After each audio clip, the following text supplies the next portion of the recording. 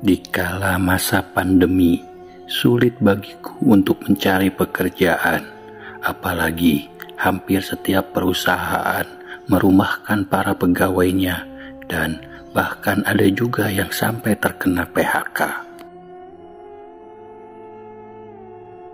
Begitupun aku, tepat setahun yang lalu, aku dipaksa untuk dirumahkan dan tidak bekerja selama pandemi berlangsung. Bismillahirrahmanirrahim. Assalamualaikum warahmatullahi wabarakatuh.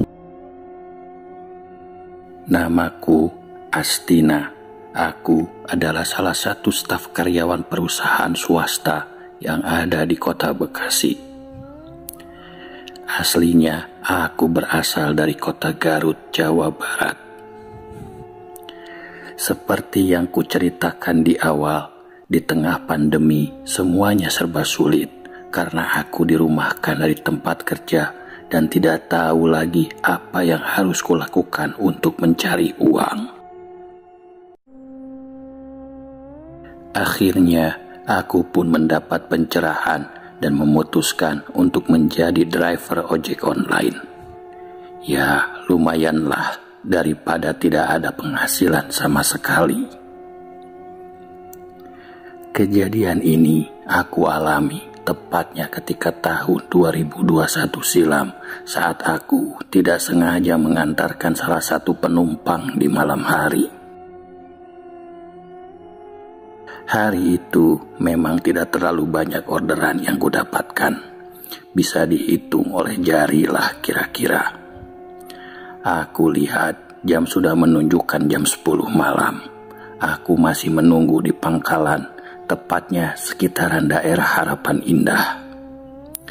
Karena sudah tidak ada lagi orderan, aku pun menonaktifkan aplikasi ojolku dan bersiap untuk segera pulang dan berencana melanjutkan aktivitas besok pagi saja. Setelah berpamitan dengan driver yang lain, aku langsung menyalakan motorku dan bergegas pulang. Namun, ketika aku baru saja akan berangkat, ada yang menepuk pundakku dari belakang. Ketika kulihat, ternyata seorang perempuan. Jika dilihat dari pakaiannya, dia seperti seorang suster. Perempuan itu memintaku untuk mengantarkannya pulang ke rumah. Katanya ada urusan penting dan harus segera pulang. Awalnya, aku menolak karena aku sudah terlanjur menonaktifkan aplikasiku. Namun, dia tetap memintaku untuk mengantarnya. Bahkan, dia berani membayar dengan uang yang lebih. Mendengar itu, aku pun berubah pikiran. Aku pun mengiyakan dan mengambil orderan secara offline, agar tarif yang ku keluarkan tidak terpotong oleh aplikasi. Oke mbak, saya anterin, nanti arahin aja kemana rumahnya ya, dan lewat jalan mana, soalnya gak pakai aplikasi, gak apa-apa kan mbak? Perempuan itu setuju dan langsung naik ke atas motorku, dan kami pun berangkat. Aku mengikuti setiap arahan yang diberikan, hingga sampailah kami di perempatan jalan Khairil Anwar. Kulihat sedikit kendaraan yang berlalu lalang, hingga dari belakangku muncul sebuah motor dan berhenti tepat di sampingku. Kulihat dua anak remaja yang berboncengan dan mereka menatap ke arah motorku. Kedua remaja itu terus memperhatikanku. Seketika aku berancang-ancang, takutnya ini begal atau orang jahat. Tapi aku berusaha untuk tetap tenang. Begitu lampu hijau menyala, aku langsung menancap gas motorku, meninggalkan dua pemuda itu yang dari tatapannya terlihat mencurigakan. Kami terus berjalan dan sampailah di sekitaran terminal Bekasi. Ketika sudah melewati terminal, perempuan di belakangku bilang, katanya sebentar lagi sampai. Lanjut dia bilang, di sebelah kiri dekat pangkalan ojek ada jalanan yang cukup besar dan rumahnya tak jauh dari sana. Setelah berbelok ke arah kiri, aku mulai memasuki jalanan yang sedikit menanjak. Jika dilihat dari penanda jalan, aku mulai memasuki kawasan daerah Bantar Gebang. Jujur, ini adalah kali pertama aku ke daerah sana, jadi aku tidak terlalu hafal dengan jalanan di situ. Aku pun bertanya lagi pada perempuan yang masih duduk di boncenganku. "Ini dari sini ke sebelah mana lagi ya Mbak?" ucapku sambil terus menjalankan motor. Tanpa berucap, perempuan itu hanya menunjuk arah depan yang menandakan bahwa masih terus lurus mengikuti jalan. Aku pun mengikuti arahannya. Penerangan di daerah sana bisa dibilang sangat minim. Lampu rumah yang remang-remang membuat suasana jadi sedikit horor. Untungnya masih ada pencahayaan atau penerangan dari lampu motorku. Sampai tiba-tiba perempuan itu menepuk pundakku seperti memintaku untuk menghentikan motor.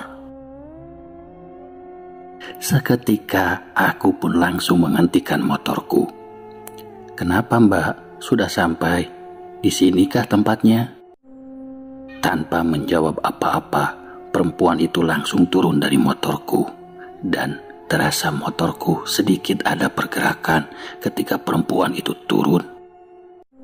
Dan setelah itu terdengar suara helm motor terjatuh. Refleks aku melihat ke arah belakang, dan ketika ku tengok, loh, kok perempuan itu sudah tidak ada, hilang. Aku langsung mengambil helm yang terjatuh di jalan. Dan ketika aku membubuhkan badan untuk mengambil, aku tersadar akan satu hal. Ternyata aku berhenti di sebuah pemakaman. Ya, daerah kuburan. Ku tengok kiri dan kanan mencari perempuan itu, tapi nihil. Dia sudah hilang entah kemana. Kulihat kiri, kanan, depan, belakang, sampai tiba-tiba aku lihat perempuan itu berjalan ke area pemakaman. Jangan-jangan gua ketipu nih. Ini cuma ngakalin gua aja biar dapat tumpangan gratis kali ya. Aku masih berpikir perempuan itu hanya memanfaatkanku. Lantas aku pun memanggilnya. Mbak, mau kemana Mbak? Mbak belum bayar Mbak, kembali Mbak." Aku parkirkan motorku dan langsung berlari mengejarnya. Karena dia berjalan, tidak berlari, aku pun masih bisa mengejarnya.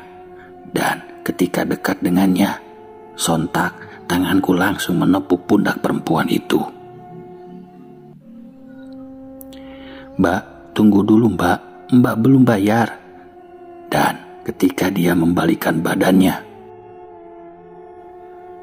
astagfirullah. Kulihat dengan jelas wajah perempuan yang berada tepat di depanku ini sudah hancur berlumuran darah.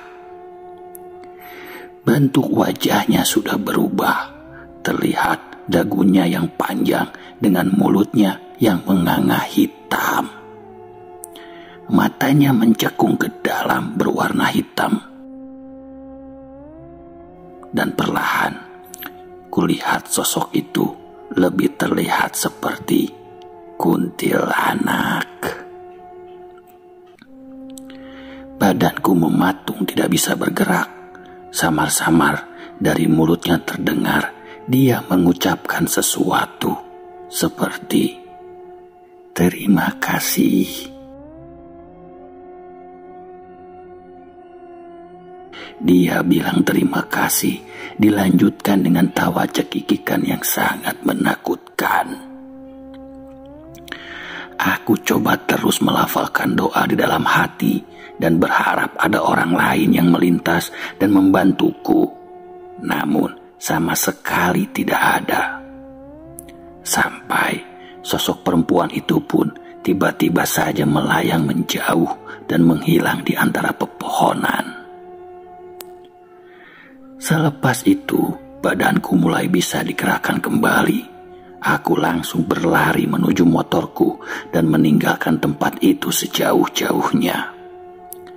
Sesampainya di pangkalan ojek, aku memarkirkan motorku di sebuah warung kecil yang ada di sana untuk membeli minum dan mencoba memenangkan pikiranku.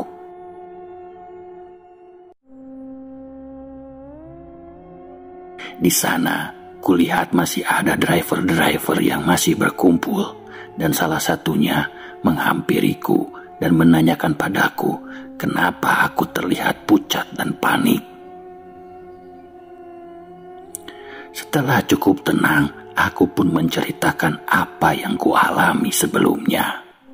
Dan ternyata ini bukan kali pertama ada driver yang mengantarkan perempuan itu.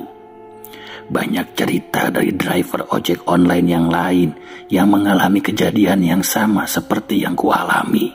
Mengantarkan sosok perempuan dan berhenti di pemakaman, lalu ditunjukkan wujud aslinya.